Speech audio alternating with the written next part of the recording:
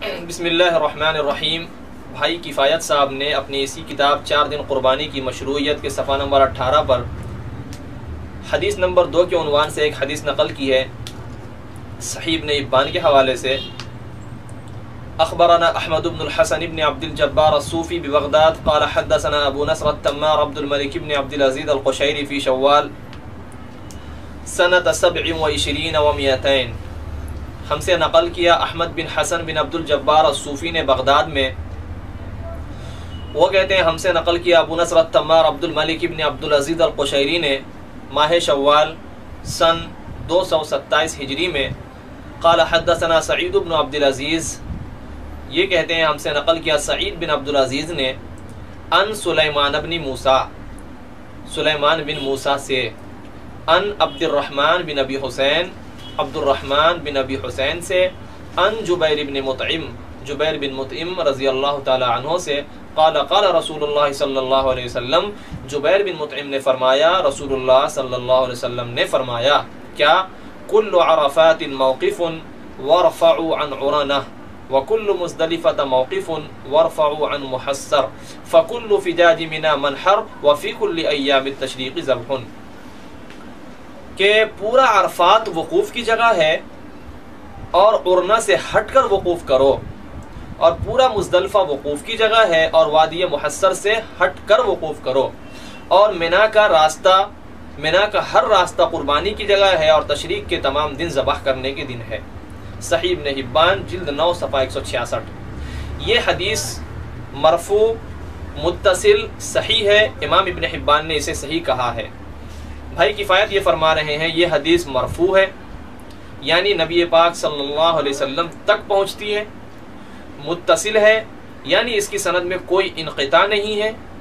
بلکہ یہ سند جڑی ہوئی ہے اور صحیح ہے، یعنی اس کے اندر کوئی ضعف نہیں، کوئی خرابی نہیں ہے۔ آگے انہوں نے یہ بھی کہا کہ حافظ ابن حبان نے اسے صحیح کہا ہے۔ یہ جو ان کا طرز ہے نا، انہوں نے فرمایا حافظ ابن حبان نے اسے صحیح کہا ہے، تو ایک عام انسان کیا سمجھے گا کہ جس طرح امام ترمذی رحمۃ اللہ علیہ حدیث نقل کرنے کے بعد فرماتے ہیں ھذا حدیث حسن صحیح یا غریب، کہ یہ حدیث حسن ہے، صحیح ہے، غریب ہے۔ بھائی کفایت کا یہ طرز یہ بتلا رہا ہے کہ حافظ ابن حبان نے بھی حدیث نقل کرنے کے بعد فرمایا ھذا حدیث صحیح، جبکہ یقیناً یہ ہمارے بھائی کی ایک علمی خیانت ہے۔ حافظ ابن حبان نے حدیث نقل کرنے کے بعد کچھ بھی نہیں کہا ہے، حدیث صحیح یا ضعیف کچھ بھی نہیں کہا، تو یقیناً یہ ایک علمی خیانت ہے جو ہمارے بھائی نے اس طرح پیش کیا ہے۔ ممکن ہے ہمارے بھائی کے سامنے یہ شبہ اور دغدغہ رہا ہو کہ صحیح ابن حبان یا صحیح ابن خزیمہ یا صحیح ابی عوانہ وغیرہ جو کتابیں ہیں، ان کتابوں کے مصنفین نے ایک چیز کا التزام کیا ہے کہ ان کی ساری روایتیں صحیح ہوتی ہیں، یہ صحیح لانے کی کوشش کرتے ہیں۔ ممکن ہے ہمارے بھائی کے سامنے یہ شبہ رہا ہو، انشاءاللہ اس کے متعلق بھی ہم ایک تحقیقی بات خود غیر مقلد کے گھر سے پیش کر دیں گے۔ قبل اس کے کہ ہم وہ پیش کریں، یہ بتلا دینا چاہتے ہیں کہ محدثین نے اسے کیا کہا ہے۔ ایسا نہ ہو کہ ہم بھائی کفایت کی بات کو مان کر کے ان کی تقلید کے شکار ہو جائیں، بلکہ ہم تحقیق کرنا چاہتے ہیں اور محدثین کے طرز پر چلتے ہیں، محدثین کے اصول کے مطابق ہم دیکھنا چاہتے ہیں کہ یہ روایت کیا واقعتاً صحیح ہے یا صرف اور صرف بھائی کفایت کی خانہ ساز میٹنگ کا ایک نتیجہ ہے۔ تو سب سے پہلی بات یہ ہے کہ اس حدیث کے راوی سعید بن عبد العزیز اور عبد الرحمن بن ابی حسین، ان کے متعلق ایک جلیل القدر محدث حافظ ابن حجر رحمۃ اللہ علیہ بڑے محدث ہیں۔ انہوں نے اپنی کتاب سلیمان بن موسیٰ، حافظ ابن حجر ایک جلیل القدر محدث ہیں، انہوں نے اس حدیث کے 2 راوی، نمبر 1 سلیمان بن موسیٰ، نمبر 2 سعید بن عبد العزیز، ان دونوں کو مدلس کہا ہے۔ چنانچہ سلیمان بن موسیٰ اس حدیث کے جو راوی ہیں ان کو طبقات المدلسین صفحہ نمبر 62 پر ذکر کیا ہے، اور سعید بن عبد العزیز کو طبقات المدلسین کے صفحہ نمبر 31 پر ذکر کیا ہے۔ اسی طرح اس حدیث کے راوی سلیمان بن موسیٰ، ان کو خود حافظ ابن حبان نے بھی مدلس مانا ہے، چنانچہ مشاہیر علماء امصار میں حافظ ابن حبان کا یہ قول ملتا ہے سلیمان ابن موسیٰ کی روایت پر بحث کرتے ہوئے کلھا اخبار مدلسہ، کہ ابن حبان کی جتنی بھی روایتیں ہیں وہ سب کے سب تدلیسی روایت ہے، مدلس روایت ہے، یعنی یہ راوی مدلس ہے۔ اب تدلیس کیا ہوتی ہے، راوی مدلس کیا ہوتا ہے، اس کی مدلس روایت کیا ہوتی ہے؟ تو ایک عام فہم بات جو فریق مخالف بھی جس کو تسلیم کرتا ہے اور پوری دنیا جانتی ہے کہ تدلیس کا مطلب ہوتا ہے ایک راوی اپنے شیخ کو چھوڑ کر اپنے سے اوپر والے سے روایت اس طریقے سے لے کہ ایک عام آدمی یہ سمجھ بیٹھے کہ اس راوی نے اس سے سنا ہے، اس راوی نے بیچ والے کو چھوڑ کر کے اوپر والے سے سنا ہے، ایسا محسوس کرنے لگے۔ وہ راوی سمعت، اخبرنا، انبأنا کا صیغہ استعمال نہیں کرتا، بلکہ وہ قالا یا ان سے روایت کرتا ہے۔ تو ایک عام آدمی یہ محسوس کرے گا کہ ہاں یہاں پر بیچ میں کوئی غائب نہیں ہے، لیکن اہل علم اس کو جانتے ہیں کہ مدلس جب اس طریقے سے روایت کرتا ہے، یہ روایت کا طریقہ خود اس کی روایت کو تدلیسی روایت بنا دیتی ہے، اس راوی کا نام مدلس پڑ جاتا ہے، اس کی روایت مدلس ہو جاتی ہے۔ اب مدلس کی روایت کا کیا حکم ہے؟ اس سلسلے میں ہم محدثین میں سے ایک محدث خود حافظ ابن حبان سے فیصلہ کرا لیں گے، اور اس سے پہلے ہم خود غیر مقلدین کے گھر سے فیصلہ کرانا چاہتے ہیں کہ غیر مقلدین تدلیسی روایت کو کیا مانتے ہیں۔ ہمارے سامنے شیخ ناصر الدین البانی دنیا غیر مقلدیت کے بڑے ترجمان گزرے ہیں، اور ان کو انہوں نے مجدد کا درجہ دیا ہے، حکیم الامت کا درجہ دیا ہے۔ انہوں نے ایک کتاب لکھی سلسلۃ الاحادیث الصحیحہ، جو بھی کیا انہوں نے حدیث پہ کام، حدیث پہ نمبر کا کام انہوں نے کر دیا وغیرہ وغیرہ، لیکن بعد کے ان کے لوگوں نے ان پر آگے چڑھ کر کے ایک کام کیا کہ سلسلۃ الاحادیث الصحیحہ میں کیا واقعتاً ساری حدیثیں صحیح ہیں یا ان میں کچھ ضعیف بھی ہیں، یعنی بقول ان کی شیخ ناصر الدین البانی سے کوئی غلطی ہو گئی ہے، جیسا کہ ان کی ایک عام بات ہے، ان کا ہر چھوٹا اپنے بڑے کے بارے میں کہہ دیتا ہے ہاں ان سے غلطی ہوئی ہے، ہاں ان سے غلطی ہوئی ہے، اور آگے بڑھ کر کے اللہ معاف کرے یہ بھی کہہ دیتے ہیں یہ تو میرے جوتے کی نوک پہ۔ تو وہی شیخ ناصر الدین البانی صاحب کی سلسلۃ الاحادیث الصحیحہ پر بعد کے لوگوں نے کچھ کام کیا انوار الصحیفہ کے نام سے۔ اس میں شیخ ناصر الدین البانی کی کتاب پر بحث کی، چنانچہ حافظ زبیر علی زئی صاحب جو غالی غیر مقلد ہیں، ماضی قریب میں ان کا انتقال ہوا ہے، اب بھی کچھ دنوں پہلے، انہوں نے اس کے مقدمے میں تقریباً 50 حدیث کی نشاندہی کی ہے کہ دیکھیے یہ حدیث صحیح نہیں ہے، اور شیخ ناصر الدین البانی نے انہیں صحیح کہہ دیا ہے۔ اب آپ اس کتاب کو سلسلۃ الاحادیث الصحیحہ پر تکملہ کا نام دیں، تبصرہ کا نام دیں، یا پھر تعاقب کا نام دیں، جیسا کہ حافظ زبیر علی زئی صاحب کا ایک طرز ہے کہ وہ تعاقب کرتے ہیں، اور تعاقب ان کے نزدیک جرح کا جملہ ہے۔ بہرحال حافظ زبیر علی زئی صاحب جو غالی غیر مقلد ہیں، انہوں نے اس کتاب کے مقدمے میں فرمایا تدلیس پر بحث کرتے ہوئے، ہم آپ کو یہ بتلانا چاہتے ہیں کہ جب راوی مدلس ہو اس کی روایت تدلیسی روایت کہلائے گی، تو اس کا کیا حکم ہے، اس تدلیسی روایت کے متعلق کیا نظریہ ہے خود اہل حدیث لوگوں کا۔ تو حافظ زبیر علی زئی صاحب فرماتے ہیں اذا ثبت عندي تدلیس الراوی فلا احتج بعنعنته فی غیر الصحیحین، بخاری اور مسلم کے علاوہ میں اگر پتہ چل گیا کہ یہ راوی مدلس ہے تو مدلس کی تدلیسی روایت کو میں نہیں لوں گا۔ جب پتہ چل جائے، جب مجھے معلوم ہو جائے کہ یہ راوی مدلس ہے، اس کی روایت تدلیسی روایت ہے، تو میں اس کو نہیں لوں گا، اس سے استدلال نہیں کروں گا۔ قال ابن الصلاح الشہرزوری والحکم بأنه لا يقبل من المدلس حتى يبين، آگے اپنی بات کی تائید میں ابن الصلاح کا حوالہ پیش کر رہے ہیں، شیخ ابن الصلاح شہرزوری، ابن الصلاح شہرزوری فرماتے ہیں کہ تدلیس کے متعلق اور مدلس روایت کے متعلق حکم یہ ہے، فیصلہ یہ ہے کہ اس کی روایت یعنی مدلس کی روایت قبول نہیں ہوگی جب تک کہ وہ بیان نہ کر دے، یعنی واضح نہ کر دے، یہاں پر سمعتو یا اخبرنا یا انبأنا کی صراحت نہ کر دے، یعنی اگر مدلس قالا یا ان سے روایت کر رہا ہو تو پھر اس کی روایت قبول نہیں ہوگی۔ اور اسی طرح ہمارے بھائی، نام ہے ان کا ابو زید ضمیر، مہاراشٹر میں ایک جگہ ہے پونے کے رہنے والے ہیں، اور جمعیت اہل حدیث کے ترجمان مانے جاتے ہیں، بڑے مبلغ مانے جاتے ہیں،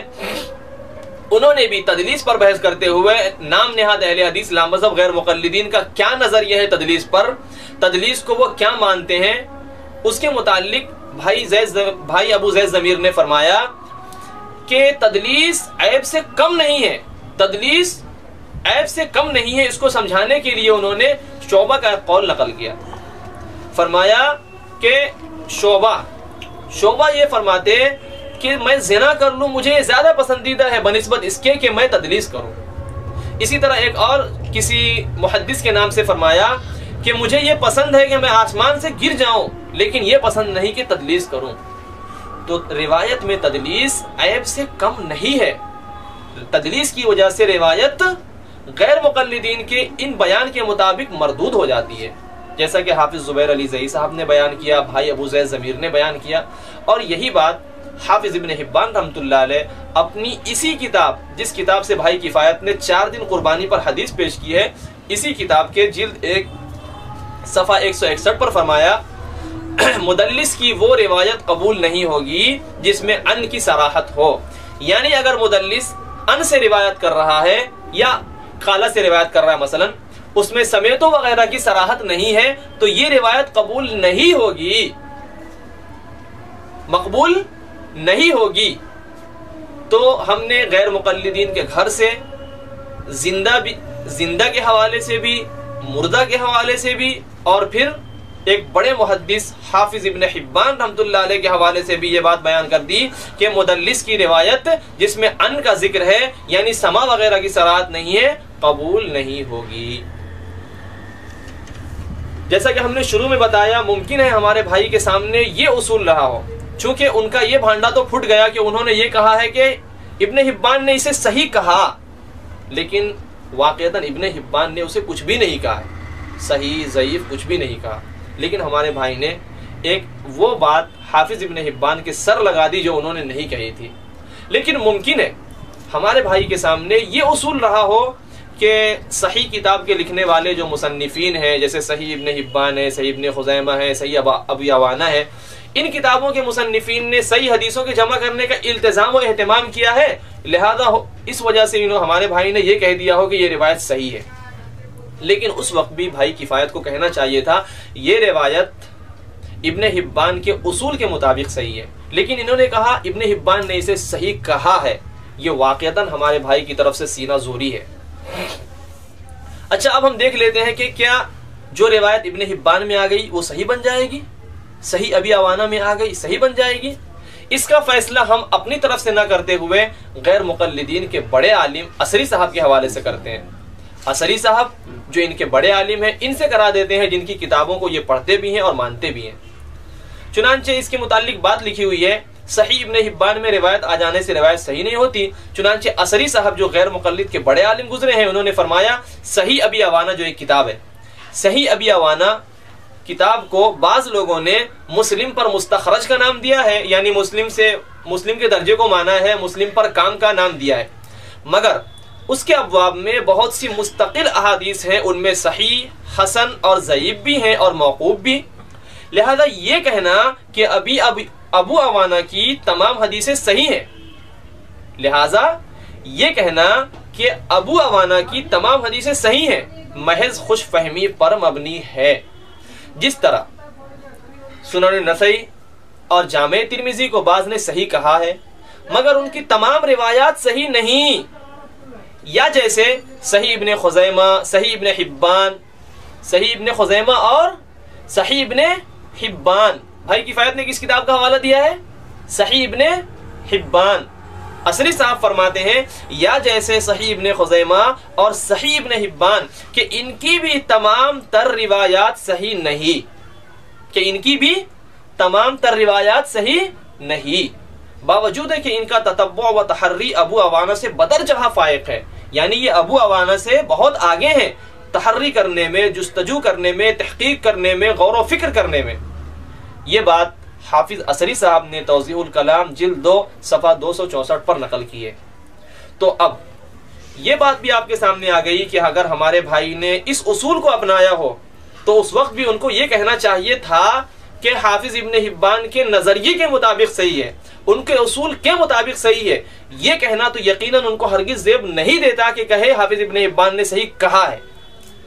دوسری بات، اگر وہ اس اصول کو سامنے لاتے بھی ہیں تو صرف آنکھ بند کر کے ابن حبان میں آنے سے روایت صحیح نہیں ہو جائے گی، جیسا کہ عصری صاحب نے بیان کیا۔ دوسری بات جو قابل غور ہے وہ یہ ہے، اور تحقیق کے میدان میں، علم و تحقیق کے میدان میں کسی کی بات صرف اور صرف اس کے حسن ظن پہ مان لینا یہ تو درست نہیں ہے۔ جب نام ہے علم و تحقیق کا تو ہم علم و تحقیق کے میدان میں چلتے ہوئے ایک دوسری بات آپ کے سامنے نقل کر رہے ہیں کہ یہ جو حدیث آئی ہے جبیر بن مطعم رضی اللہ تعالیٰ عنہ کی، جس میں سلیمان بن موسیٰ ہے، سلیمان بن موسیٰ کی اس حدیث میں آپ جب غور کریں گے اور کتب احادیث کو کھنگالیں گے تو آپ کو بڑا اضطراب ملے گا۔ اضطراب کا مطلب ہوتا ہے ٹکراؤ۔ اضطراب کا مطلب کیا ہوتا ہے؟ ٹکراؤ۔ یعنی سلیمان بن موسیٰ جب ایک راوی سے روایت لاتے ہیں اور آگے صحابی رسول جبیر بن مطعم ہی رہیں گے، ابھی ہماری جو بات ہوگی وہ جبیر بن مطعم رضی اللہ تعالیٰ عنہ اور اس کے بنیادی راوی سلیمان بن موسیٰ، اسی پر بات رہے گی۔ تو سلیمان بن موسیٰ جب جبیر بن مطعم رضی اللہ تعالیٰ عنہ کی سند میں آتے ہیں تو کہیں پر وذبحن کا لفظ آتا ہے اور کہیں پر وذبحن کا لفظ نہیں آتا، کہیں پر ان کا شیخ کوئی ہوتا ہے، کہیں پر ان کا شیخ کوئی ہوتا ہے۔ تو بتانا ہمیں یہ ہے کہ سند میں بھی اضطراب ہے اس حدیث کے اور متن میں بھی اضطراب ہے، اور محدثین میں سے جلیل القدر محدث امام نووی رحمۃ اللہ علیہ نے تقریب میں اور حافظ ابن صلاح نے مقدمہ میں اس بات کی صراحت کر دی ہے کہ اگر حدیث میں اضطراب ہو تو حدیث میں ضعف آ جاتا ہے، حدیث ضعیف ہو جاتی ہے، اور غیر مقلدین کے مدرسہ سلفیہ کا فتویٰ ہے کہ ضعیف حدیث پر عمل کرنا جائز نہیں ہے، لکھنا جائز نہیں ہے، نہ عقائد میں، نہ عبادات میں، نہ معاملات میں۔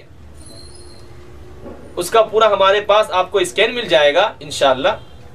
بہرحال تو ابھی ہمیں یہ بتلانا ہے کہ اس روایت کے سند میں بھی اضطراب ہے اور اس کے متن میں بھی اضطراب ہے۔ چنانچہ یہ جو روایت صحیح ابن حبان کے بھی آپ کے سامنے آئی ہے، اس میں ہے سلیمان عن عبد الرحمن ابن ابی حسین عن جبیر بن مطعم، یہاں وذبحن کا لفظ ہے۔ اسی طرح دارقطنی میں یہ روایت دو جگہ آتی ہے، ایک جگہ ہے سلیمان عن عبد الرحمن سلیمان بن موسیٰ عن نافع ابن جبیر عن ابیہ، دوسری جگہ ہے سلیمان بن موسیٰ عن عمرو بن دینار عن جبیر بن مطعم۔ دونوں جگہ دارقطنی میں آپ کو ذبح کا لفظ ملے گا، لیکن دیکھیے یہاں پر شیخ بدل رہا ہے، سلیمان بن موسیٰ عن نافع ابن جبیر عن جبیر ابن مطعم، اور اسی دارقطنی میں دوسری جگہ ہے سلیمان ابن موسیٰ عن عمرو بن دینار عن جبیر ابن مطعم۔ ان دونوں سندوں میں آپ کو ذبح کا لفظ ملے گا، لیکن ابن حبان کی جو روایت اب بھی آپ کے سامنے آئی، یہی روایت ابن حزم ظاہری رحمۃ اللہ علیہ کی کتاب حجۃ الوداع ہے، اس میں وہی سند ہے، سلیمان بن موسیٰ عن عبد الرحمن بن ابی حسین عن جبیر بن مطعم، جو ابن حبان کی سند ہے، وہاں پر وذبحن کا لفظ نہیں ہے۔ سمجھ میں آئی بات؟ ابن حبان کی وہی سند جو سند حجۃ الوداع ابن حزم میں آئی، ابن حبان میں ذبح کا لفظ ہے، اور یہاں پر وہی سند لیکن ذبح کا لفظ نہیں ہے۔ حجۃ الوداع لابن حزم صفحہ نمبر 207 اور حدیث نمبر 169۔ اسی طرح دارقطنی کا حوالہ ہم نے آپ کو دیا کہ راوی کا نام کچھ ہے اور وہاں ذبح کا لفظ ہے، لیکن یہی روایت مسند شامینین میں آتی ہے، سلیمان بن موسیٰ عن محمد بن منقدر عن جبیر بن مطعم، یہاں پر ذبح کا لفظ نہیں آتا۔ تو آپ دیکھ رہے ہیں کہ کہیں پر راوی میں تبدیلی ہو رہی ہے اور کہیں پر متن میں آگے پیچھے ہو رہا ہے کہ کہیں ذبح کا لفظ ہے اور کہیں ذبح کا لفظ ہے ہی نہیں، جبکہ غیر مقلدین کا استدلال ذبح سے ہے، ان کو 4 دن ذبح کرنا ہے۔ اور ایک قابل غور بات یہ بھی ہے کہ سیدنا جبیر بن مطعم رضی اللہ تعالی عنہ صحابی رسول کی جو روایت ذبحین کی ہے، جس میں ذبح کا لفظ ہے، ایام تشریق کلھا الذبح، یہ جو روایت ہے اس میں جب سلیمان بن موسیٰ راوی ہوتا ہے تب ہی ذبح کا لفظ آتا ہے، اگر یہ نہیں ہوتا تو ذبح کا لفظ آتا بھی نہیں ہے، اور کہیں پر ان کے رہتے ہوئے بھی ذبح کا لفظ نہیں آتا۔ یعنی ہمیں یہ بتلانا ہے کہ جبیر بن مطعم کی روایت میں سلیمان بن موسیٰ منفرد بھی ہے اور ساتھ ساتھ مضطرب بھی ہے، اور یہ ہم نے آپ کو بتلا ہی دیا کہ یہ راوی مدلس بھی ہے۔ تو آپ اس کو یہ کہہ سکتے ہیں ظلمات بعضها فوق بعض کا مصداق ہے، اور اردو میں اس کے لیے یہ جملہ بہت مناسب اور بہتر ہوگا، کریلا نیم چڑھا۔ ہم نے یہ بھی آپ کو بتلا دیا کہ جب حدیث میں اضطراب ہو، حدیث مضطرب کہلائے تو وہ حدیث ضعیف کہلاتی ہے، جیسا کہ امام نووی رحمۃ اللہ علیہ نے تقریب میں اور اسی طرح حافظ ابن صلاح نے مقدمہ ابن صلاح میں اس بات کو ذکر کیا ہے۔ اب ہمارے بھائی کفایت نے ایک بہترین طریقہ یہ اپنایا کہ حافظ ابن حجر رحمۃ اللہ علیہ کے دامن میں پناہ لینے کی کوشش کی۔ حافظ ابن حجر رحمۃ اللہ علیہ کے دامن میں پناہ لینے کی کوشش کی، اور کس طریقے سے انہوں نے اپنی بات پیش کرنے کی کوشش کی ہے اور 4 دن قربانی کو ثابت کرنے کی کوشش کی ہے۔ واقعتاً انہوں نے اپنے ہاتھ کی صفائی پیش کرنے کی کوشش کی ہے، لیکن وہ اس میں انشاءاللہ ناکام رہیں گے۔ انہوں نے اپنی اس کتاب کے صفحہ نمبر 19 پر فرمایا حجت الجمہور حدیث جبیر بن مطعم رفعه فجاج من منحر وفي كل ایام التشریق ذبح اخرجه احمد لیکن فی سنده انقطاع ووصله الدارقطنی ورجاله ثقات، کہ جمہور کی حدیث، جمہور کی دلیل جبیر بن مطعم رضی اللہ تعالی عنہ کی مرفوع حدیث ہے کہ منا کا ہر راستہ قربان گاہ ہے اور تشریق کے ہر دن ذبح کے ہیں۔ اسے امام احمد نے روایت کیا۔ یہ حافظ ابن حجر فرما رہے ہیں کہ اسے امام احمد بن حنبل رحمۃ اللہ علیہ نے روایت کیا، لیکن اس کی سند میں انقطاع ہے، لیکن امام دارقطنی رحمۃ اللہ علیہ نے اسے موصول بیان کیا ہے اور اس کے رجال ثقہ ہے۔ تو ہمارے بھائی کفایت صاحب، جیسا کہ ہم نے شروع میں آپ کو بتایا تھا کہ کس طرح حافظ ابن حبان کے سر ایک بات لگا رہے ہیں جو انہوں نے نہیں کہی تھی، پھر یہ بھی حافظ بھائی کفایت باور کرانا چاہتے ہیں کہ یہ روایت صحیح ہے، لیکن ہم نے بتایا کہ اس حدیث کا راوی مضطرب بھی ہے، مدلس بھی ہے، اور اس میں ذوب بھی ہے، اس میں اضطراب ہے۔ چنانچہ اس اضطراب کو بیان کرنے والے ایک بڑے جلیل القدر محدث حافظ ابن عبد البر مالکی رحمۃ اللہ علیہ ہیں۔ اسی طریقے سے الجوہر النقی کے لکھنے والے امام ترکمانی رحمۃ اللہ علیہ ہیں، جنہوں نے اس بات کو بیان کیا ہے کہ اس حدیث میں اضطراب ہے، اور پھر ہم نے محدثین کے حوالے بھی دیے کہ جب روایت میں اضطراب ہو جائے تو وہ روایت ضعیف ہو جاتی ہے، ناقابل عمل رہتی ہے، اور خاص کر غیر مقلدین فرقے کی طرف تو یہ روایت بالکل عمل کرنا جائز بھی نہیں ہوگا، کیونکہ مدرسہ سلفیہ کا فتویٰ ہے۔ ہمارے بھائی کفایت صاحب نے ایک سنہرا طریقہ یہ اپنایا کہ چونکہ اس حدیث کا ایک راوی، یعنی جبیر بن مطعم رضی اللہ تعالیٰ عنہ کی صحیح ابن حبان کی جو حدیث آئی، اس کا ایک راوی ہے عبد الرحمن بن ابی حسین۔ یہ راوی مجہول ہے، ابن حبان کے علاوہ کسی نے اس کو ثقہ نہیں کہا ہے۔ انشاءاللہ اس کی بات آگے تفصیلی آ جائے گی آپ کے سامنے۔ ابن حبان کے علاوہ اس کی توثیق کرنے والا کوئی نہیں ہے۔ تو ہمارے بھائی کفایت نے یہ بتلانے کے لیے کہ حافظ ابن حبان اس کی توثیق میں اکیلے نہیں، منفرد نہیں، بلکہ ابن حبان کے ساتھ ساتھ جلیل القدر محدث حافظ ابن حجر بھی ہے، یہ بتلانے کے لیے، یہ باور کرانے کے لیے انہوں نے حافظ ابن حجر رحمۃ اللہ علیہ کے دامن کا کس طریقے سے پناہ لیا ہے وہ آپ دیکھیں، اور ان کے ہاتھ کی صفائی آپ دیکھیں گے کہ انہوں نے حافظ ابن حجر رحمۃ اللہ علیہ کی ایک عبارت فتح الباری سے لی، جس میں انہوں نے فرمایا کہ جمہور کی حدیث جبیر بن مطعم والی حدیث ہے، یعنی جمہور کی حدیث 4 دن قربانی کرنے پر۔ اصل استدلال کس سے ہے؟ قربانی 4 دن کرنے پر۔ تو 4 دن قربانی کی حدیث جو جمہور کی حدیث بنتی ہے وہ جبیر بن مطعم کی ہے، جس میں یہ آیا ہے کہ منا کا ہر راستہ قربان گاہ ہے اور ایام تشریق سب کے سب ذبح ہیں۔ اس کو امام احمد نے نقل کیا ہے، لیکن اس کی سند میں انقطاع ہے۔ البتہ ابن حجر فرماتے ہیں، اور دارقطنی نے، امام دارقطنی رحمۃ اللہ علیہ نے اپنی کتاب سنن الدارقطنی میں، امام دارقطنی نے اس کو موصولاً روایت کیا ہے، متصلاً روایت کیا ہے۔ چونکہ مسند احمد میں یہ منقطعاً ہے، انقطاع ہے، اور انقطاع چونکہ عیب ہے تو ابن حجر جمہور کی دلیل نقل کرتے ہوئے فرماتے ہیں، لیکن جمہور کی دلیل جو متصل بھی ہے وہ دارقطنی میں موجود ہے اور اس کے رجال ثقہ ہے۔ حوالہ کس کا دے رہے ہیں؟ دارقطنی کا۔ لیکن ہمارے بھائی کفایت صاحب اس کو دارقطنی نہ بول کر کے ابن حبان بتانا چاہ رہے ہیں، اور یہ کہنا چاہ رہے ہیں کہ امام ابن حبان نے جس طریقے سے عبد الرحمن بن ابی حسین کی توثیق کی ہے، اس کے رجال کو ثقہ مان کر کے اس حدیث کو صحیح میں جگہ دے کر کے، اسی طرح عبد الرحمن بن ابی حسین کی توثیق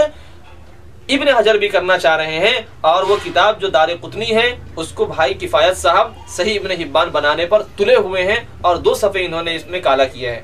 فرماتے ہیں عرض ہے، بھائی کفایت فرماتے ہیں عرض ہے کہ فجاج منا منہر والی مکمل روایت جو موصول ہے یعنی متصل ہے، اسے جبیر بن مطعم رضی اللہ تعالی عنہ نے عبد الرحمن ابن ابی حسین نے ہی روایت کیا ہے، اور حافظ ابن حجر نے اس کے سارے رجال کو ثقہ کہا ہے۔ یہ اس بات کی دلیل ہے کہ عبد الرحمن ابن ابی حسین، یہ اس بات کی دلیل ہے کہ عبد الرحمن بن ابی حسین جو کہ مجہول راوی ہے، کیسا راوی ہے؟ مجہول۔ فرماتے ہیں بھائی کفایت یہ اس بات کی دلیل ہے کہ عبد الرحمن بن ابی حسین کی طرح، عبد الرحمن بن ابی حسین ابن حبان کی طرح حافظ ابن حجر کے نزدیک بھی ثقہ ہے، لہذا یہ کہنا درست نہیں۔ یعنی جواب پہلے دے رہے ہیں سوال آنے سے، دفع دخل مقدر کر رہے ہیں، لہذا یہ کہنا درست نہیں کہ عبد الرحمن بن ابی حسین کی توثیق میں ابن حبان منفرد ہیں۔ اب دیکھیے یہ کس طریقے سے ایک بہترین راستے پہ چلنا چاہ رہے ہیں، اور اپنی صفائی پیش کرنا چاہ رہے ہیں، اور اپنے من کی بات کو پیش کرنا چاہ رہے ہیں۔ کہتے ہیں اگر کوئی کہے کہ فجاج منا منہر والی موصول روایت کے رجال کو ثقہ کہنے کے بعد حافظ ابن حجر نے دار قطنی کا حوالہ دیا، اور سنن دار قطنی میں یہ روایت موجود نہیں، فجاج منا منہر والی روایت موجود نہیں، بلکہ سنن دار قطنی میں جو ایک موصول روایت ہے اس کی سند میں عبد الرحمن بن ابی حسین نہیں بلکہ اس کی جگہ نافع بن جبیر ہے۔ بابا یہ اعتراض کرے گا ہی کون؟ یہ زبردستی کا اعتراض ہے جو بھائی کفایت کر رہے ہیں، اور پھر اس کے جواب میں ایک خوبصورت طریقہ اپنا رہے ہیں۔ یہ اعتراض ہوتا ہی نہیں، کیونکہ محدثین کا ایک طرز ہے، وہ طرز یہ ہوتا ہے کہ کوئی ایک لفظ کو کسی ایک کتاب سے لیتے ہیں، اور جو مجموعہ ہوتا ہے، جو مضمون ہوتا ہے، وہ کہیں بھی بکھرا ہوا ہو سب کا حوالہ دے دیتے ہیں۔ وہ انشاءاللہ ابھی ہم آپ کے سامنے نقل کریں گے۔ لیکن کیا کر رہے ہیں کہ اگر کوئی یہ اعتراض کرے، جبکہ یہ اعتراض کوئی کرے گا بھی نہیں، اگر کوئی کہے کہ فجاج منا منہر والی موصول روایت کے رجال کو ثقہ کہنے کے بعد حافظ ابن حجر نے دار قطنی کا حوالہ دیا ہے، اور سنن دار قطنی میں یہ روایت موجود نہیں، بلکہ سنن دار قطنی میں جو ایک موصول روایت ہے اس کی سند میں عبد الرحمن بن ابی حسین نہیں بلکہ اس کی جگہ نافع بن جبیر ہے، تو جواباً عرض ہے کہ حافظ ابن حجر کی مراد یہ روایت قطعا نہیں ہو سکتی۔ اب اس کی 2 وجوہات نقل کر رہے ہیں۔ ان وجوہات کے آنے سے پہلے ہم آپ کو یہ بتلا دیں کہ بھائی کفایت اس بات پہ زور دینا چاہ رہے ہیں کہ ابن حجر نے جس روایت کا حوالہ دیا ہے اس میں فجاج منا منہر کا لفظ ہے، فجاج منا منہر کا لفظ ہے، اور یہ لفظ دار قطنی میں ہے ہی نہیں، یہ لفظ دار قطنی میں ہے ہی نہیں۔ پتا چلا کہ ابن حبان مراد ہے، نہ کہ دار قطنی مراد ہے۔ کیا پتا چلا؟ کہ مراد دار قطنی ہے، ابن حبان نہیں۔ پتا کیا چلا؟ کہ ابن حبان مراد ہے، دار قطنی نہیں۔ یہ ہمارے بھائی کی بات زبردستی کی ہے۔ آپ ٹھنڈے دل سے غور کریں اور سمجھنے کی کوشش کریں کہ کیا غیر مقلدین قربانی منا میں جا کر کرتے ہیں؟ اصل میں ان کا استدلال فجاج منا منہر سے ہے ہی نہیں، ان کا استدلال تو اس بات سے ہے کہ قربانی کے ایام کتنے ہوں۔ ایام تشریق ان کا دعویٰ ہے کہ ایام تشریق میں قربانی کی جائے گی، تو اصل میں ان کا دعویٰ ہے ایام تشریق میں قربانی کرنے کا، 4 دن جس کو یہ کہتے ہیں، تو 4 دن کی بات دار قطنی میں موجود ہے، پھر بھی ایک لکھی ہوئی بات جو ابن حجر کی کتاب میں موجود ہے اس کو کہنا کہ نہیں دار قطنی مراد نہیں ابن حبان مراد ہے، یہ سراسر ناانصافی ہے۔ اور صرف اس بات کو پکڑے رہنا کہ دیکھو دار قطنی میں فجاج منا کا لفظ نہیں، فجاج منا کا لفظ نہیں بلکہ فجاج منا کا لفظ ابن حبان میں ملتا ہے، تو دوستو محدثین اور اہل علم کا یہ طریقہ ہے کہ جب بہت ساری کتابوں کے وہ حوالے نقل کرتے ہیں تو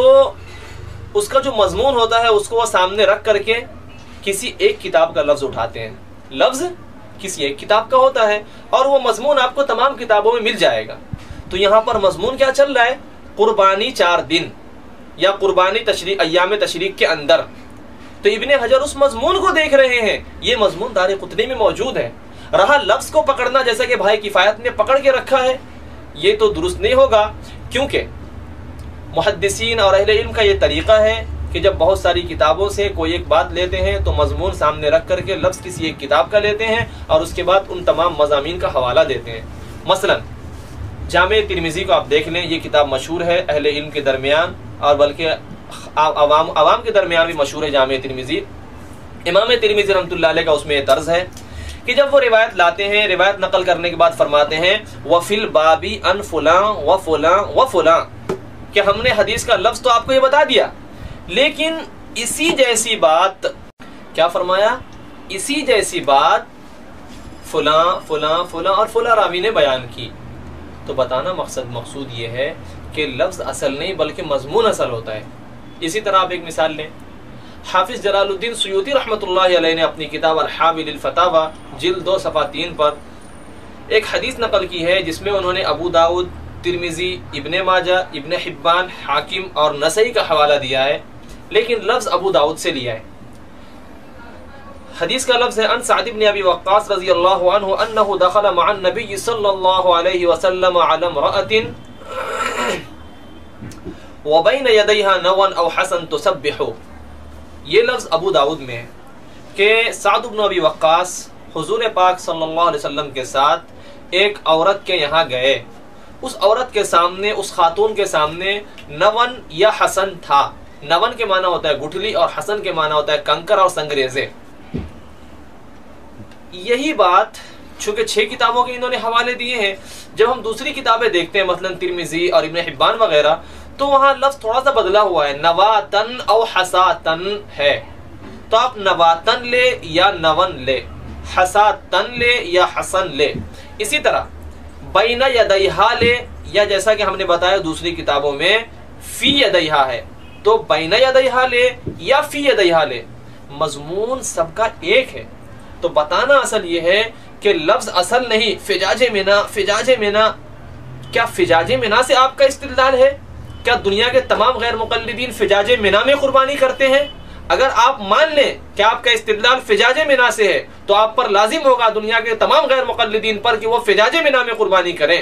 تو اصل ان کا استشہاد فجاج منا سے ہے ہی نہیں، یہ بات گھمانے کی ایک تدبیر ہے۔ بہرحال اصل استدلال مضمون سے ہوتا ہے کہ مضمون کہاں کہاں ہے۔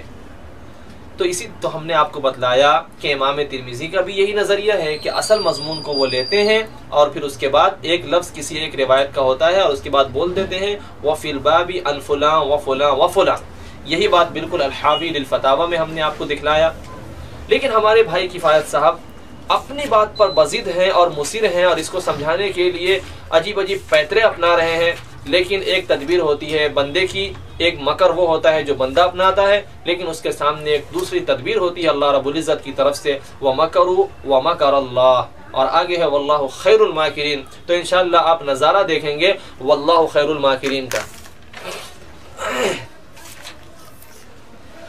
تو ہمارے بھائی کہتے ہیں اگر کوئی کہے کہ فجاج منا منہر والی موصول روایت کے رجال کو ثقہ کہنے کے بعد حافظ ابن حجر نے دارقطنی کا حوالہ دیا اور سنن دارقطنی میں یہ روایت موجود نہیں، بلکہ سنن دارقطنی میں جو ایک موصول روایت ہے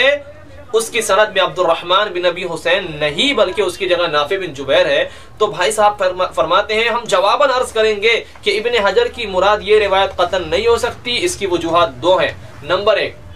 آپ غور سے سنیں، نمبر 1، نافع بن جبیر والی موصول روایت کے الفاظ، نافع بن جبیر والی موصول روایت کے الفاظ فجاج منا منہر والے الفاظ نہیں۔ بھائی کفایت لفظ کو لیے بیٹھے ہیں، فجاج منا منہر والے الفاظ نہیں، جبکہ جناب کا استدلال فجاج منا سے ہے ہی نہیں، ورنہ پھر لازم ہوگا دنیا کے غیر مقلدین پر، جیسا کہ ہم بار بار عرض کر چکے ہیں کہ ان کی قربانی پھر فجاج منا میں ہی ہو، پونے اور دوسرے جگہوں پر نہ ہو۔ جبکہ حافظ ابن حجر رحمۃ اللہ علیہ نے جس روایت کے رجال کو ثقہ کہا ہے اس میں فجاج منا منہر کے الفاظ نقل کیے ہیں کما مزہ۔ ہم بھی کہتے ہیں کما مزہ، لیکن ہم درخواست کرتے ہیں جناب سے کہ جناب اس بات کو سامنے رکھیں کہ اصل استدلال اس لفظ سے نہیں بلکہ مجموعے سے ہے اور مضمون سے ہے، اور آپ کا مضمون چل رہا ہے 4 دن قربانی، ایام تشریق میں قربانی، جیسا کہ آپ کا مفروضہ دعویٰ ہے۔ نمبر 2، نافع بن جبیر والی موصول روایت میں سوید بن عبدالعزیز موجود ہے اور یہ بہت ہی مشہور و معروف ضعیف راوی ہے، چنانچہ حافظ ابن حجر نے اپنی مشہور کتاب تقریب میں اسے ضعیف کہا ہے، تلخیص الحبیر میں ضعیف کہا ہے، فتح الباری میں ضعیف کہا ہے۔ تو معلوم ہوا سوید کے ضعیف ہونے پر ابن حجر پوری طرح آگاہ تھے، لکھتے ہیں سوید کے ضعیف ہونے پر ابن حجر پوری طرح آگاہ تھے، لہذا یہ ناممکن ہے لہٰذا یہ ناممکن ہے کہ آپ ایسی سند کے تمام رجال کو ثقہ بولے جس میں سوید نامی مشہور ضعیف راوی ہو، بالخصوص جبکہ اسی کتاب فتح الباری میں اسی راوی کو ضعیف قرار دے چکے ہوں۔ کیا زور لگا رہے ہیں ہمارے بھائی، لیکن آپ دیکھیں گے، ہم نے بتایا نا، ایک تدبیر اللہ رب العزت کی طرف سے ہوتی ہے اور ایک بندہ مکر کرتا ہے، واللہ خیر الماکرین، لیکن اللہ رب العزت کی تدبیر بندے کی مکر پہ غالب آ جاتی ہے، کیونکہ رب العزت کا کی تدبیر جو ہے وہ بہترین تدبیر ہے۔ کیا فرما رہے ہیں ہمارے بھائی کفایت کہ نافع بن جبیر والی روایت نہیں ہو سکتی کیونکہ یہاں سوید نامی ضعیف راوی ہے، اس کو ابن حجر اپنی اسی تقریب میں ضعیف کہہ چکے ہیں، لہذا کیوں کر اس کے ایسی روایت کے رجال کو ثقہ کیوں کر کہیں گے جس میں سوید ہو؟ پتہ چلا یہ روایت دارقطنی کی نہیں بلکہ ابن حبان کی ہے، تاکہ ابن حجر ابن حبان کے صف میں کھڑے ہو جائیں اور یہ دونوں مل کر کے عبد الرحمن ابن ابی حسین کو جہالت سے نکال کر کے ثقہ ثابت کر دیں۔ لیکن یہ ان کا ایک ٹھیٹھ لفظوں میں کہا جائے گا ڈھکوسلا ہے، اور علم کے میدان میں یہ واقعتاً ایک علمی خیانت ہے اور دغدغہ ہے، اس سے زیادہ اس کی کوئی حیثیت نہیں ہے۔ کیا واقعتاً ایسا ہی ہے کہ اگر ابن حجر ایک راوی کو ایک جگہ ضعیف کہہ چکے ہیں تو دوسری جگہ اس کو ثقہ نہیں کہیں گے؟ کیا واقعتاً ایسا ہی ہے؟ تو چلیے اب ہم خود حافظ ابن حجر عسقلانی شافعی محدث جلیل رحمۃ اللہ علیہ کی کتابوں کی طرف چلتے ہیں کہ اس طرح کی بات ان سے کہیں پر اور بھی صادر ہوئی ہے، اور اگر ہوئی ہے تو جس طرح ہمارے بھائی نے یہاں پر زور لگا دیا کہ دارقطنی مراد نہیں بلکہ ابن حبان مراد ہوگی کیونکہ یہاں پر ابن حجر کی بات پر ٹکراؤ ہو جائے گا، تو ہم حافظ ابن حجر عسقلانی رحمۃ اللہ علیہ کی کا یہ طریقہ کہ ایک جگہ کچھ اور دوسری جگہ کچھ کہاں، چونکہ یہ بشر ہے اور دوران تحقیق ایک بات کچھ آتی ہے دوسری بات کچھ آ جاتی ہے، تو اسی جیسی بات ہم آپ کو اور بھی دکھاتے ہیں۔ حافظ ابن حجر عسقلانی شافعی رحمۃ اللہ علیہ نے اپنی کتاب تقریب میں پیراگراف نمبر 83-11 پر حضرت ابو قتادہ انصاری رضی اللہ تعالیٰ عنہ کے متعلق لکھا کہ ان کی وفات 54 ہجری میں 54 ہجری میں ہوئی، اور کہا گیا کہ 38 ہجری میں ہوئی، لیکن 54 ہجری میں انتقال ہونا زیادہ صحیح اور مشہور ہے۔ یہ تقریب میں یہ بات ہے، یہ ابن حجر ہی کی اپنی کتاب ہے۔ ان کی دوسری کتاب ہے تلخیص الحبیر، اس میں جلد 2 صفحہ 28 پر لکھا ہے ابو قتادہ انصاری رضی اللہ تعالیٰ عنہ کی وفات حضرت علی کی دور خلافت میں ہوئی، اور یہ بات راجح اور درست ہے۔ دوستو آپ بخوبی جانتے ہیں کہ سیدنا حضرت علی رضی اللہ تعالیٰ عنہ کی خلافت کا دور 40 ہجری تک ہے، تو ایک طرف ابن حجر اپنی تصنیف میں کہہ رہے ہیں کہ ابو قتادہ انصاری کی وفات دور خلافت میں ہوئی، یعنی 40 کے قریب قریب یا 40 میں ہوئی، اور کہتے ہیں یہی راجح ہے، یہی درست ہے۔ دوسری جگہ یہی ابن حجر، یہی محقق اپنی دوسری کتاب میں فرماتے ہیں ابو قتادہ انصاری جن کو آج 40 میں کہہ چکے ہیں، دوسری کتاب میں فرماتے ہیں 54 ہجری میں ہوئی، اور یہ قول زیادہ صحیح اور مشہور ہے۔ تو دیکھیے اس طرح کا اضطراب، اس طرح کی دوران تحقیق اس طرح کی بات آ جاتی ہے، لہذا سرے سے یہ کہہ دینا کہ نہیں دارقطنی نہیں بلکہ ابن حبان ہے، یہ میں سمجھتا ہوں صرف اپنے من کی بات کو پیش کرنے کے لیے انہوں نے ایک خوبصورت طریقہ اپنایا ہے۔ ایک اور مثال لیں، جیسا کہ ہمارے بھائی نے کہا نا کہ اسی تقریب میں سوید کو، اسی فتح الباری میں سوید کو ضعیف کہہ چکے ہیں، لہذا ایسا کیسے ہوگا کہ اس روایت کے رجال کو ثقہ کہیں جس میں سوید جیسا ضعیف راوی ہے؟ تو آئیے ہم دیکھتے ہیں اسی حافظ ابن حجر عسقلانی شافعی محدث اور محقق کی طرف پھر چلتے ہیں۔ انہوں نے موسیٰ بن مسعود ایک راوی ہے جن کے بارے میں فرمایا سچا ہے، صدوق، برے حافظے والا ہے، سیء الحفظ اور تصحیف کا شکار ہے۔ تصحیف کا مطلب ہوتا ہے آگے پیچھے کر دینا، تھوڑا لفظ کو زبر زیر کا فرق کر دینا یا نقطے کا فرق کر دینا، یہ ہے تصحیف۔ تقریب میں صفحہ نمبر 619 پر پیراگراف نمبر 70-10 پر آپ کو یہ بات ملے گی۔ پھر یہی حافظ ابن حجر ہیں اور یہی راوی ہیں موسیٰ بن مسعود،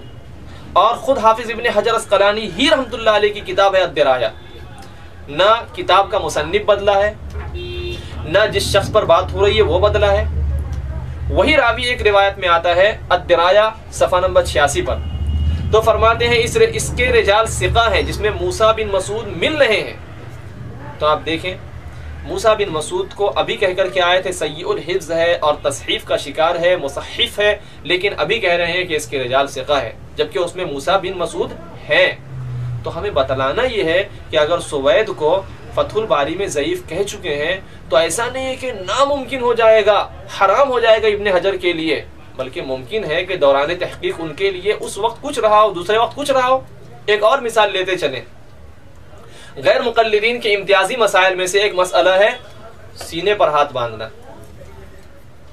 جب سینے پر ہاتھ باندھنے پر حافظ ابن حجر عسقلانی شافعی رحمۃ اللہ علیہ نے بحث کی بلوغ المرام میں اور فتح الباری میں، تو وہاں پر سفیان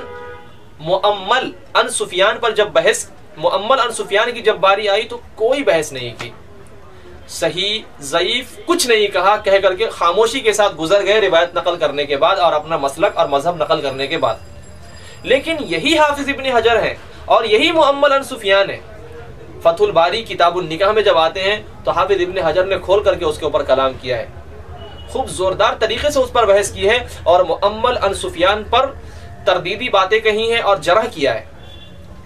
تو یہ کہنا کہ اسی کتاب فتح الباری میں سوید کو ضعیف کہہ چکے ہیں، لہذا یہ ہو ہی نہیں سکتا کہ پھر اسی روایت کو جس میں سوید آ رہا ہو ثقہ کہہ دیں گے اور اس روایت کو صحیح کہہ دیں گے۔ تو اگر ہمارے بھائی کفایت صاحب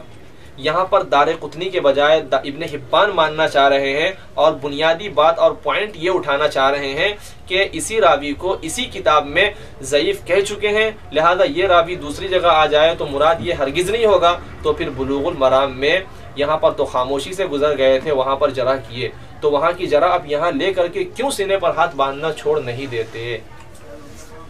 لہذا یہ بات تو بالکل واضح ہو گئی کہ یہ ہمارے بھائی کی صرف اور صرف ایک ناکام تدبیر ہے، دغدغہ ہے اور علمی خیانت کے قبیل کی ایک بات ہے۔ اور دوستو آپ تھوڑی سنجیدگی کے ساتھ ہماری بات کو سمجھنے کی کوشش کریں۔ حافظ ابن حجر رحمۃ اللہ علیہ نے کیا فرمایا؟ وَوَصَلَهُ الدَّارَقُطْنِي وَرِجَالُهُ ثِقَاتٌ، کہ دار قطنی نے اس کو متصلاً روایت کیا ہے اور اس کے رجال ثقہ ہیں۔ تو اتصال کس روایت میں ہے؟ ابن حبان کی روایت میں اتصال ہے یا نہیں؟ اور دار قطنی کی جو روایت ہے واقعتاً وہ متصل ہے یا نہیں؟ چونکہ ابن حجر رحمۃ اللہ علیہ 4 دن قربانی پر بحث کر رہے ہیں، ایام تشریق ذبح پہ بحث کر رہے ہیں، اور اس روایت کے رجال کو ثقہ کہنے کے ساتھ ساتھ اس روایت کو متصل بھی مان رہے ہیں اور حوالہ دار قطنی کا دے رہے ہیں۔ بھائی کفایت دار قطنی کے بجائے ابن حبان کی طرف لے کے جانا چاہ رہے ہیں، تو ہم یہ دیکھتے ہیں کہ کیا واقعتاً دار قطنی کی جو روایت ہے وہ متصل ہے بھی یا نہیں، کیونکہ ابن حجر متصل مان رہے ہیں۔ تو اگر یہ واقعتاً ابن حبان ہے تو چلو ہم دیکھتے ہیں کہ ابن حبان کی جو روایت آئی ہے وہ متصل ہے یا نہیں۔ اس سلسلے میں ہم آپ کو گزشتہ اسلاف محدثین کے بھی حوالے پیش کریں گے اور ماضی قریب کے بھی علماء، خاص کر غیر مقلدین کے گھر کے علماء کے حوالے پیش کریں گے جو کہہ رہے ہیں کہ صحیح ابن حبان کی یہ روایت تو منقطع ہے، اس گھر کو آگ لگ گئی گھر کے چراغ سے۔ دیکھیے امام طحاوی حنفی رحمۃ اللہ علیہ محدث ہونے کے ساتھ ساتھ بڑے فقیہ بھی ہیں، اور امام ترمذی رحمۃ اللہ علیہ جلیل القدر محدث ہیں۔ انہوں نے فرمایا اپنی مشہور کتاب جامع ترمذی کتاب الجنائز میں الفقہاء اعلم بمعانی الحدیث، کہ فقہا حدیث کی مراد کو، حدیث کے مطلب کو بہترین جاننے والے ہوتے ہیں۔ منشأ رسالت کیا ہے، پیغمبر علیہ الصلوۃ والسلام کی مراد کیا ہے، فقہا بہترین جاننے والے ہوتے ہیں۔ تو یہ وہ فقیہ ہیں حافظ امام طحاوی حنفی رحمۃ اللہ علیہ۔ تو حنفی طحاوی رحمۃ اللہ علیہ محدث ہونے کے ساتھ ساتھ فقیہ بھی ہیں۔ ان کا ایک خاص طریقہ یہ ہے کہ جب احادیث لاتے ہیں تو اس پر محققانہ بحث کرتے ہیں۔ ان کا ایک خوبصورت طریقہ ہے، وہ کہتے ہیں فنظرنا، اب ہم جب حدیث میں اس طرح کی باتیں آ رہی ہیں، یہاں کچھ وہاں کچھ، تو نظرنا ہم غور کریں گے، ہم تحقیق کی نگاہ سے اس میں دیکھیں گے، ہم انصاف کی غرض سے اس میں دیکھیں گے، غور کریں گے۔ چنانچہ امام طحاوی حنفی رحمۃ اللہ علیہ اپنی کتاب احکام القرآن للطحاوی میں اسی حدیث کو نقل کرنے کے بعد فرماتے ہیں نظرنا فی ھذا الحدیث هل یتصل ام لا۔ یہی صحیح ابن حبان کی روایت سلیمان بن موسیٰ عن عبد الرحمن بن ابی حسین عن جبیر بن مطعم قال عن النبی صلی اللہ علیہ وسلم قال قال رسول اللہ صلی اللہ علیہ وسلم کل ایام التشریق ذبح۔ اس روایت پر بحث کرتے ہوئے فرماتے ہیں فنظرنا فی ھذا الحدیث، ہم انصاف کی غرض سے اس روایت میں غور کریں گے، تحقیق کی نگاہ سے اس روایت میں دیکھیں گے کہ کیا واقعتاً یہ روایت متصل بھی ہے یا نہیں۔ چنانچہ جب ہم غور کرتے ہیں فوجدنا، کیا فرماتے ہیں؟ فوجدنا اہل العلم بالاسناد، اسناد کے ماہرین، اسناد کے اہل علم جن کی پکڑ ہے اسناد پر، جو علماء جرح و تعدیل مانے جاتے ہیں، ان کو ہم نے پایا۔ کیا پایا؟ قد انکروا ان یکون متصلا، فرماتے ہیں ہم نے ماہرین علماء جرح و تعدیل کو پایا کہ وہ لوگ اس روایت کے متصل ہونے کا انکار کر رہے ہیں۔ کون سی روایت؟ جس کو ابھی کے ہمارے بھائی کفایت صاحب نے متصل ہونے کی رٹ لگائی، کہا متصل ہے متصل ہے، لیکن محدثین جن کے نام پر آج یہ لوگ اہل حدیث بنے ہیں، وہی اہل حدیث جن اہل الحدیث یعنی محدثین کے نام کو انہوں نے لیا ہے، وہ اہل الحدیث یعنی محدثین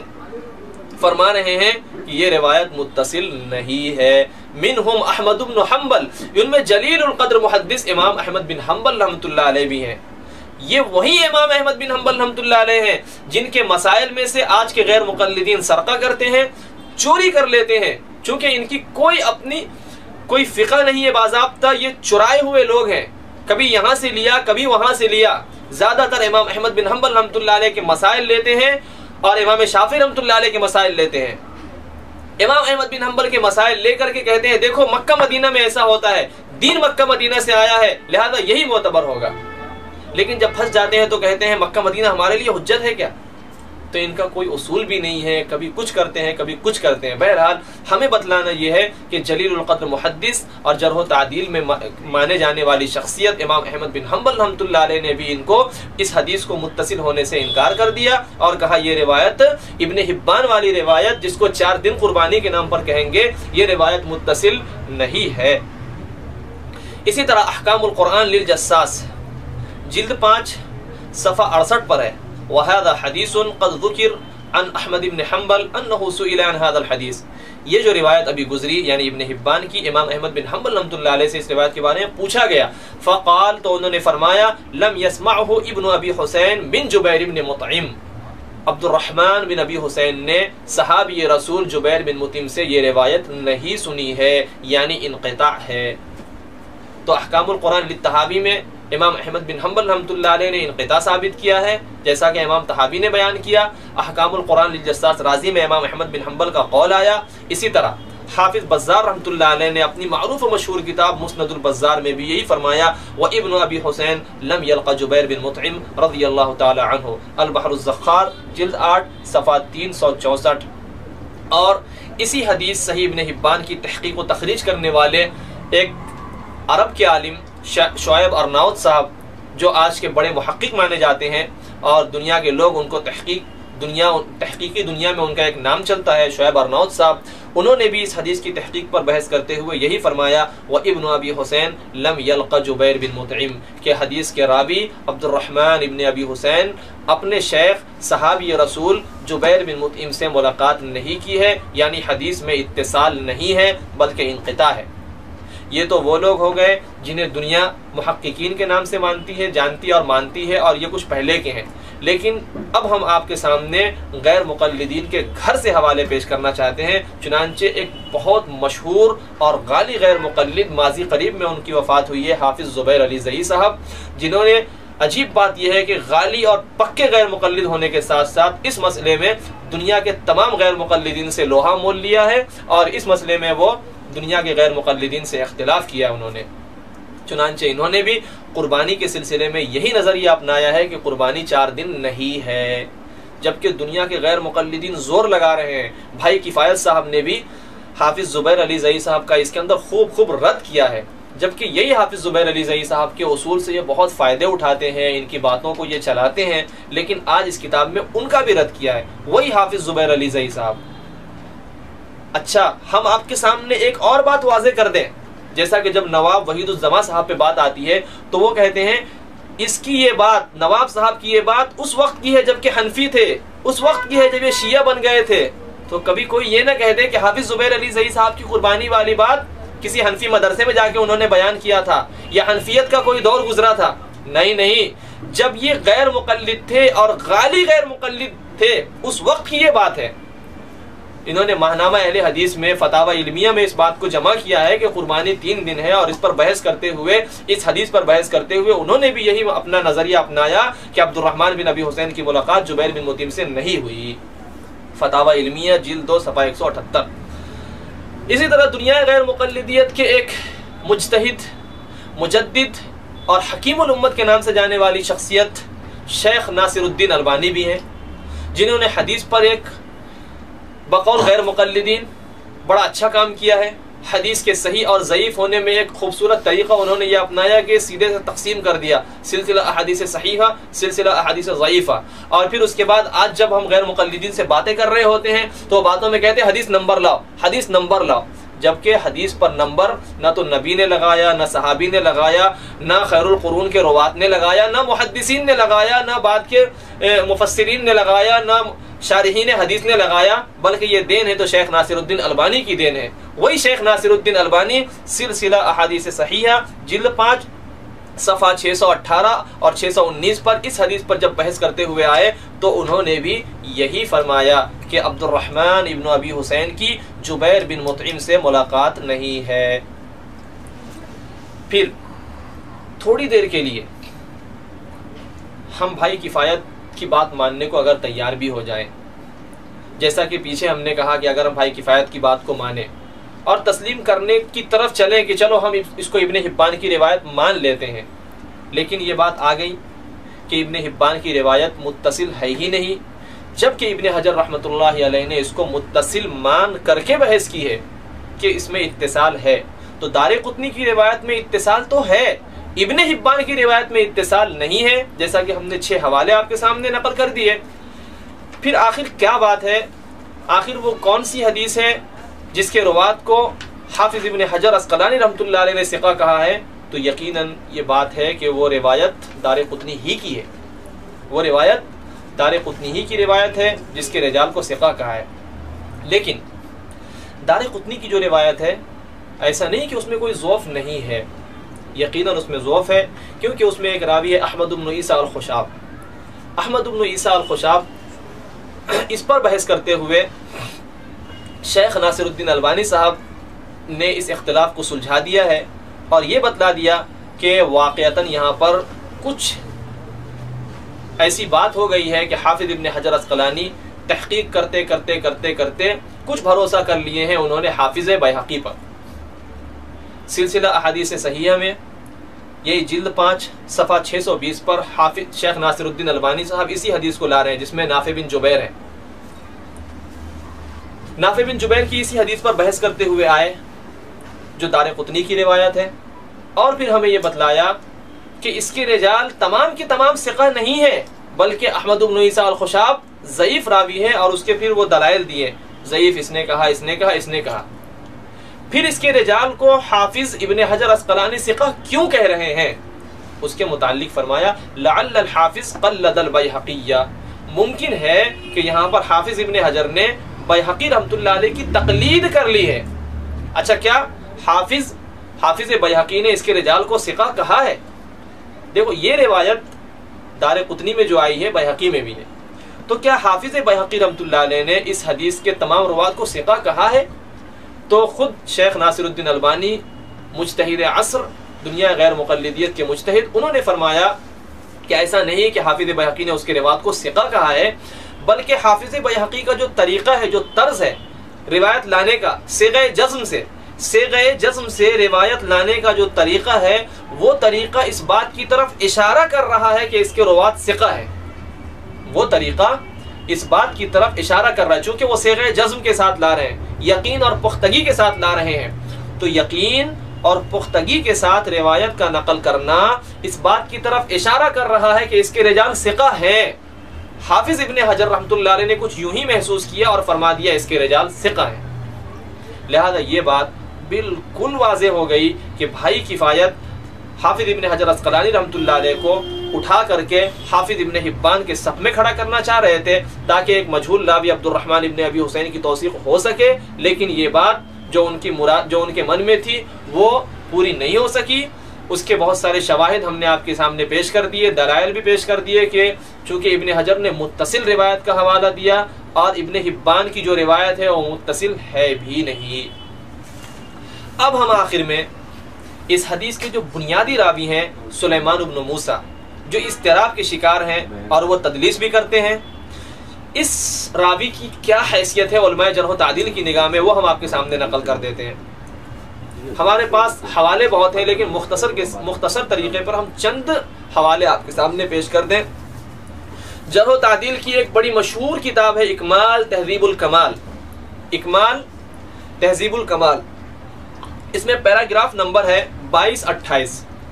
یہاں پر علماء جرح و تعدیل نے ان کو خوب جرح و تعدیل کا نشانہ بنایا ہے اور ان کو مختلف طریقوں پر مجروح کیا ہے۔ چنانچہ اکمال تہذیب الکمال میں امام ساجی کا قول ہے اندہ مناکیر، اس کے پاس منکر روایتیں تھیں۔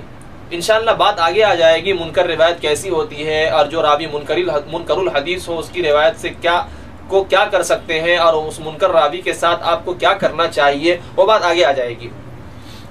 امام ترمذی رحمۃ اللہ علیہ نے بھی اکمال تہذیب الکمال میں امام بخاری کا قول نقل کیا اندہ مناکیر، بات آگے آئے گی منکر سے کیا مراد ہے۔ اسی طرح امام ابن جارود نے اکمال تہذیب الکمال میں ہے کہ ضعفاء میں اس کا ذکر کیا ہے۔ اسی طرح اسی کتاب میں ہے امام زہری کا قول اندہ احادیث و عجائب، کہ اس کے پاس عجیب حدیثیں ہوتی تھی، یعنی یہ راوی کچھ عجیب تھا اور روایتیں بھی عجیب کیا کرتا تھا۔ اسی عجائب میں سے ایک عجیب روایت یہ بھی ہے کہ جمہور پوری دنیا کا مسئلہ ہے، پوری دنیا کے عمل کرنے والے مالکی ہو، حنفی ہو، حنبلی ہو، 3 دن قربانی کرتے ہیں، لیکن یہ عجیب روایتیں لاتا ہے، کہتا ہے 4 دن قربانی کرو۔ تو اس کے بعد عجائب تھی، اندہ احادیث و عجائب، عجیب و غریب حدیثیں نقل کیا کرتا تھا۔ امام نسائی رحمۃ اللہ علیہ کا قول ہے فی حدیثہ شیء، اس کی حدیث میں کچھ تو رہا کرتی تھی۔ یہ ایک جرح کا لفظ ہے، کچھ تو ہے، جیسا کہ عام بول چال میں کہتے ہیں کچھ تو ہے جس کی پردہ داری ہے، تو ویسے ہی امام نسائی نے فرمایا کچھ تو ہے اس کی حدیث میں، یعنی اس کی حدیث ضعف کا شکار ہوتی ہے۔ اسی طرح ابن جریج رحمۃ اللہ علیہ نے بھی فرمایا اندہ احادیث و عجائب، کہ اس کے پاس عجیب حدیثیں ہوتی تھی۔ ہم نے آپ سے یہ وعدہ کیا تھا کہ منکر کے کیا معنی ہے، جو راوی منکر الحدیث ہوتا ہے اس کو کیا کہہ سکتے ہیں اور اس کی روایت کا کیا مقام ہوتا ہے، اس کا فیصلہ ہم رئیس المحدثین سیدنا امام بخاری رحمۃ اللہ علیہ سے کرانا چاہتے ہیں۔ غیر مقلدین جب امام بخاری کی جرح منکر الحدیث پیش کرتے ہیں، اور وہ جرح اگر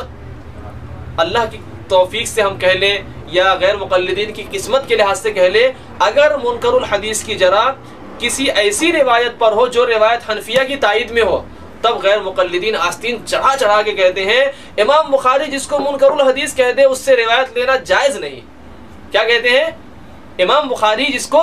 منکر الحدیث کہہ دے اس سے روایت لینا جائز نہیں۔ آج ہم انہی نام نہاد اہل حدیث لا مذہب غیر مقلدین کو انہی کی بات یاد دلانا چاہتے ہیں کہ جناب کی طرف سے پیش کردہ حدیث کے ایک راوی سلیمان بن موسیٰ کو امام بخاری رحمۃ اللہ علیہ نے منکر الحدیث مانا ہے۔ علل الترمذی میں جہاں امام ترمذی رحمۃ اللہ علیہ نے اس بات کو نقل کیا ہے اور یہ بات تہذیب الکمال میں بھی آ چکی۔ تو امام بخاری رحمۃ اللہ علیہ کی نگاہ میں یہ راوی منکر الحدیث ہے اور اس سے روایت لینا جائز نہیں۔ تو امام بخاری کہتے ہیں روایت لینا جائز نہیں، کفایت بھائی کہتے ہیں روایت لیں گے اور لوگوں سے منوائیں گے بھی، اور اس کے بعد جمہور سے اختلاف بھی کریں گے اور شذوذ کی راہ اپنائیں گے۔ اسی طرح امام نسائی رحمۃ اللہ علیہ نے فرمایا لیس بالقوی فی الحدیث، یہ راوی حدیث میں قوی نہیں ہے، یہ راوی حدیث میں قوی نہیں ہے، اس کے اندر مضبوطی نہیں ہے، یہ کمزور راوی ہے۔ ضعفاء المتروکین صفحہ نمبر 252۔ امام ابن المدینی رحمۃ اللہ علیہ نے مطعون فیہ کہا ہے، یعنی اس کے اوپر جرح ہے، یہ راوی جرح و تعدیل کا نشانہ بنا ہوا ہے، یہ راوی مجروح ہے، اس کے اوپر طعن ہے۔ ضعفاء ابن الجوزی پیراگراف نمبر ہے 1549۔ اسی طرح مطعون علیہ بھی ہے، اس کی اوپر جرح ہے، کب کسی نے کہا مطعون فیہ، کسی نے کہا مطعون علیہ، جو بھی طریقہ ہو، یعنی یہ راوی اس پوزیشن کا نہیں، اس درجے اور حیثیت کا نہیں کہ اس کو استدلال میں لایا جا سکے۔ ضعفاء الکبیر جلد 2 صفحہ 142۔ اسی طریقے سے امام عقیلی رحمۃ اللہ علیہ نے ضعفاء عقیلی جلد 2 صفحہ 140 میں اس کو ذکر کیا ہے۔ ہم نے ابھی آپ کے سامنے 2-4 حوالے دیے جس میں یہ کہا ذکرہ فی ضعفاء، جیسا کہ اکمال میں بھی آیا ابن جارود کا قول۔ اسی طریقے سے ابھی ہم نے عقیلی کے حوالے سے کہا۔ ابن الجوزی رحمۃ اللہ علیہ نے بھی ضعفاء المتروکین جلد 2 صفحہ 25 پر ان کو ضعفاء میں ذکر کیا ہے۔ تو ضعفاء میں کس کو ذکر کیا جاتا ہے، متروکین اور مجروحین میں کس کو ذکر کیا جاتا ہے؟ ایسا راوی ہوتا ہے جس کی حیثیت بہت نیچے درجے کی ہوتی ہے، جو بڑا کمزور ہوتا ہے، جو جرح کا نشانہ بنا ہوا ہوتا ہے، جو مجروح راوی ہوتا ہے۔ تو خلاصہ یہ ہے کہ یہ راوی منکر الحدیث ہے، اور امام بخاری جیسے جلیل القدر محدث نے فرما دیا جس کو میں منکر الحدیث کہہ دوں، جیسا کہ ہمارے بھائی لوگ اس کو بیان میں بہت زوردار طریقے سے پیش کرتے ہیں، تو جس کو میں منکر الحدیث کہہ دوں اس سے روایت لینا جائز نہیں۔ آج یہ وہی اصول ہے جو غیر مقلدین نے ہمیں دیے تھے، آج ہم ان کے سامنے ان کا اصول پیش کر دیتے ہیں کہ امام بخاری کی جرح کے مطابق اس سے روایت لینا جائز نہیں ہونا چاہیے۔ اور ضعفاء المتروکین میں یا کتاب المجروحین میں ضعفاء میں کس کو ذکر کیا جاتا ہے وہ دنیا کے لوگ بخوبی جانتے ہیں، اور ادنا سے علم والا بھی اس بات کو اچھے سے جانتا ہے۔ اسی طرح امام ابن عبد البر مالکی رحمۃ اللہ علیہ اپنے مسلک کا بہت گہرا علم رکھنے والے ہیں۔ انہوں نے اپنی کتاب الاستذکار جلد 15 صفحہ نمبر 204 پر اس راوی کو سیء الحفظ کہا ہے۔ سیء الحفظ کا مطلب ہوتا ہے جس کا حافظہ خراب ہے، جس کا حافظہ خراب ہو۔ ظاہر سی بات ہے جس کا حافظہ خراب ہوگا وہ کبھی کچھ کہے گا۔ یہی وجہ ہے کہ یہ روایت اضطراب کا بھی شکار ہوئی ہے، یہ روایت اسی وجہ سے مضطرب ہوئی ہے۔ خود ابن عبد البر مالکی رحمۃ اللہ علیہ نے اس کی روایت کو مضطرب مانا ہے، اس کی روایت کو اضطراب کا شکار مانا ہے۔ تو خلاصہ یہ نکلا کہ ہمارے بھائی کفایت نے صحیح ابن حبان کے حوالے سے روایت پیش کی، اور اس کے بعد ابن حبان کے سر لگایا کہ ابن حبان نے اس کو صحیح کہا ہے، جیسا امام ترمذی کا ایک نظریہ ہوتا ہے روایت نقل کرنے کے بعد صحیح غریب، لیکن ایسا ابن حبان نے صحیح نہیں کہا۔ یہ ایک زبردستی کی بات تھی جو ہمارے بھائی نے حافظ ابن حبان کے سر لگا دی۔ ہاں یقیناً ابن حبان کے نظریے سے ان کو ایسا لگا ہوگا، تو اس کا جواب خود اثری صاحب کے حوالے سے ہم نے پیش کیا کہ اثری صاحب فرما رہے ہیں صحیح ابن حبان میں آ جانے سے روایت صحیح نہیں ہو سکتی، بلکہ جب اصول محدثین کی طرف ہم چلتے ہیں اور قواعد محدثین کے مطابق روایت کا جائزہ لیتے ہیں، صرف اور صرف ہم کیوں ایسا کریں کہ اپنے بھائی کفایت کی اندھی تقلید کر لیں، ان کی تحقیق کو ہم مان لیں، بلکہ ہم محدثین کے اصول پر جا کر تحقیق کرنے چلتے ہیں، تو یہ روایت تدلیس کا شکار ہے، اور کہیں اس روایت میں اضطراب ملتا ہے، اور اس روایت کا جو راوی سلیمان بن موسیٰ ہے اس کے اوپر محدثین نے لمبی جروحات کی ہیں، جس میں سے مختصر جروحات ہم نے آپ کے سامنے نقل کر دیے۔ اور ہمارے بھائی نے ایک بہترین طریقہ یہ اپنایا تھا کہ عبد الرحمن ابن ابی حسین کی توثیق ثابت کرنے کے لیے، جو کہ ایک مجہول راوی ہے جس کا آتا پتہ جرح و تعدیل کی کتابوں میں نہیں ملتا، ابن حبان چونکہ مجہولین کو کتاب الثقات میں ذکر کر دیتے ہیں، تو یہ جرح اور یہ سوال ان سے ہو سکتا تھا۔ اس سے بچنے کے لیے انہوں نے ابن حجر کو ابن حبان کی صف میں کھڑا کرنے کی کوشش کی۔ اس کے لیے انہوں نے جو پیترا اپنایا، جو راستہ اپنایا، اس کا بھی جواب ہم نے ایک بہترین اور خوبصورت طریقے پر دے دیا، اور یہ بات آ گئی کہ ایک مکر وہ ہے جو انسان کرتا ہے، اور اس کے مقابلے میں ایک تدبیر ہوتی ہے جو اللہ رب العزت کی طرف سے ہوتی ہے۔ وَمَكَرُوا وَمَكَرَ اللَّهُ وَاللَّهُ خَيْرُ الْمَاكِرِينَ، کہ اللہ رب العزت کی تدبیر کے سامنے کتنے بھی مکار ہو، اس مکار کی مکاری کی کوئی حیثیت نہیں ہوتی ہے، اللہ رب العزت کی تدبیر غالب آ کر کے رہتی ہے۔